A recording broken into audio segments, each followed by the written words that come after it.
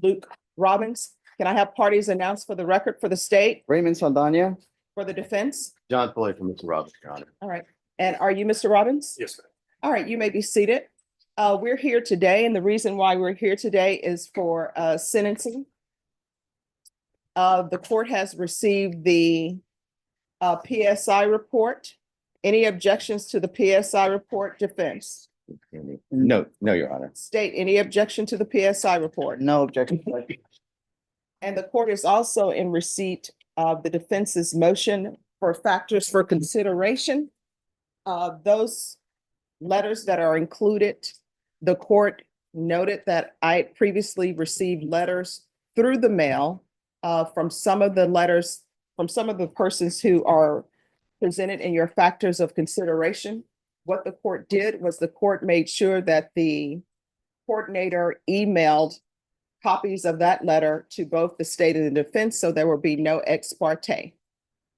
All right, are there any witnesses for sentencing, or is it just going to be argument? My understanding, Judge, is that it's just going to be argument considering that sentencing was to a jury. I think Yes. we're just here to discuss whether or not the motion to stack is going to be granted. All right, and state, are you requesting stacking? Yes, we are. Right. And why? Would you like the argument now, Judge? Yes. So the Texas legislator almost never do cases get stacked. Most cases are normally or usually run concurrently, but the Texas legislator purposely allowed the sentences to be stacked for these kinds of cases because of how serious they are. The code specifically allows the sentences for indecency with a child contact to be running consecutively. And in this case, the arguments that I made to the jury of the sentencing should be applicable in this hearing as well.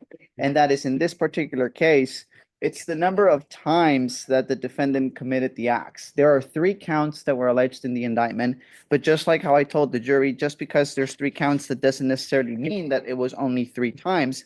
It was 3 different instances that happened multiple times. And as Arabella stated, it happened in the old house and it also happened in the new house. She talked about the instance where she was 5 years old and she felt his private part on her private part over the clothes when he was squeezing her. She describes it as being uncomfortable, hard, and it hurt. And she even had to go to the bathroom to pee, and that's how she discovered that there was blood in her underwear, which she stated and she testified that never has bled from there before. The second instance that she talked about, or count 2, was in the new house in the shower, where the defendant used a washcloth and was poking her in a manner that hurt her. And she demonstrated to the jury the motion that he used, which was like playing a piano. Alexandra, which is Arabella's mom, testified that that motion itself indicated it involved foreplay when she used to be with the defendant. And of course, Arabella also testified about the living room incident where she was sitting on a small couch on his lap and he felt his private on her, and she described it again as hard, it hurt, and it was uncomfortable. Shorts were at the beginning when he sat down on him, his shorts were not wet, but when she got up, she noticed that his shorts were wet and she had to go to the bathroom to dry up with toilet paper. And of course, this happened multiple times. So the number of instances I think is important to consider. We also have to consider the age of the child. She was 6 years old. It happened when she was 5 through 7 years old. Most of the instances happened when she was 6 years old. So I think that's also taken into consideration. But more importantly, Judge, I think we also have to consider the profound effect that this abuse has had on her. We had multiple witnesses that have testified to the effect that this has had on Arabella. We had her pediatrician who testified that the signs and the symptoms of anxiety and PTSD were extreme. Actually, that was Kelly Bernstein. That was actually her counselor. And her pediatrician, Dr. Stanford, talked about how the behaviors that Arabella displayed were extremely concerning, especially the ones in 2022. We even had testimony about Arabella self-harming herself and blaming her as to why she felt guilty because she wished she could have disclosed this sooner. So given the seriousness of the profound effect, the age of the child, and the fact that the defendant committed these acts multiple times. Excuse me just 1 second. Jackets are not allowed in the courtroom. And just so both parties are aware, the court set through the evidence, so the court remembers the evidence in the testimony. All right, you may continue. Thank you, Judge. Defense did file I guess, a notice or a factors for consideration for the court. And they they bring us some data from the Texas Department of DPS and I think it's the sexual registration, the registration data that we have for the state. And I think they were able to narrow down some cases of indecency with a child contact, and they were able to divide them into 3 different categories. I think category 1 to 5, if the defendants received 2 to 5 years in TDC.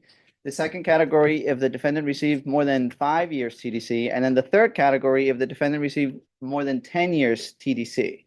And the argument from what I see is because the majority of the indecency cases per se, they've been given between 2 and 5 years, then the motion to stack should not be granted because it would be either unreasonable or outside the norm. But I think defense in this motion fails to or ignores that most cases, every case is different based on facts, based on the age of the child, based on the effect that this has on the child, based on the defendant. Every case is different and we cannot rely based on data. But more importantly, none of this information talks about whether these cases actually went to trial. Most of the cases today tend to plea. In fact, I would even say 95% of the cases tend to resolve through a plea bargain. And I don't think a defendant would ever agree to have his sentences or his counts to be stacked. There's very little evidence to show that any of these cases went to trial. And in this case went to trial. We went in front of the grand jury, in front of the jury. We presented the evidence. The jury found the defendant guilty. So because the legislator has allowed for this specifically in the statute for us to utilize and to stack because of these kinds of cases, I think the court should grant this motion. And we ask the court to grant the motion to stack and sentence Mr. Robbins to 18 years TDC. All right, so State, you mentioned other instances, but in your indictment, you didn't file other instances. So the question becomes, in the court's mind, the other instances that you are speaking of, I can't read the jury's mind. I don't know if the other instances, the jury believe them beyond a reasonable doubt or not. But the court will note that the court did hear the complainant's testimony in the case. Defense. Thank you, Your Honor. I won't belabor going through all the facts again, as Your Honor sat through this trial and knows well what the evidence looked like. I think at this point, what we're trying to decide is what kind of sentence is appropriate to serve justice and is not unduly harsh and punitive. The jury heard all the evidence. They came back with the sentence of 6 years. They were in the best place at that time to consider that issue. They could have gone for a higher sentence on each one of these counts, Judge. What I would like you to consider, we're not belittling or minimizing the seriousness of the offense or the impact this might have had on the child. What we would like you to consider at this point is Mr. Robbins' character throughout these proceedings. You have seen attached 27 letters of support. You also saw Mr. Jordan as he came to court throughout the pendency of this case. He's got no criminal history other than a case that was dismissed. A 6-year sentence is something that would be enough to serve justice, but no higher than necessary. He will take that opportunity to improve his life. As you can see from all these letters of support, he has family support when he's released that will help him transition back into the community.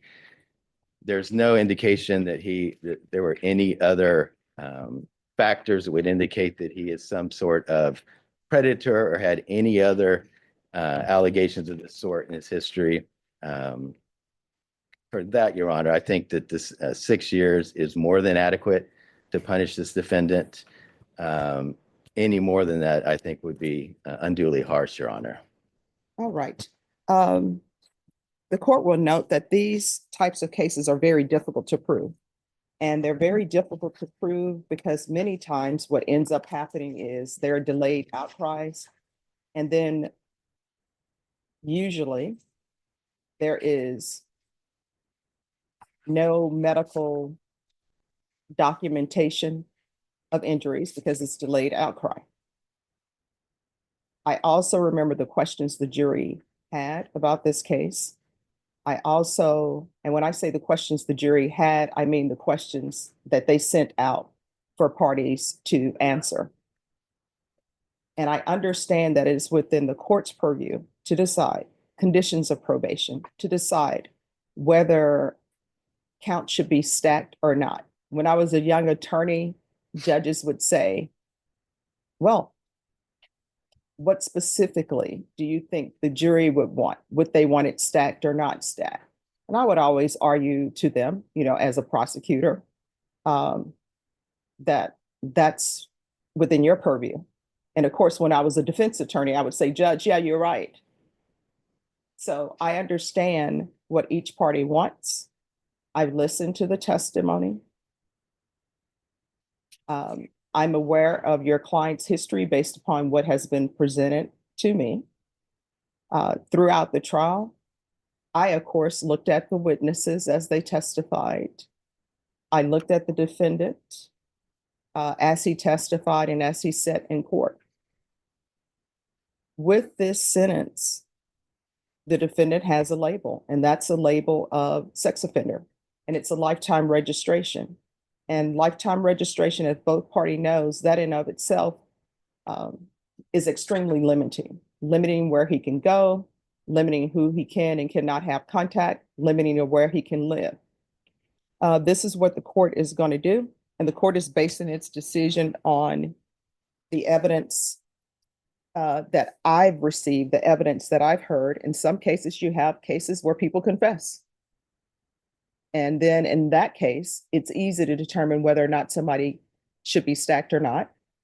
Sometimes it's a matter of, do I think this person is somebody who will reoffend again?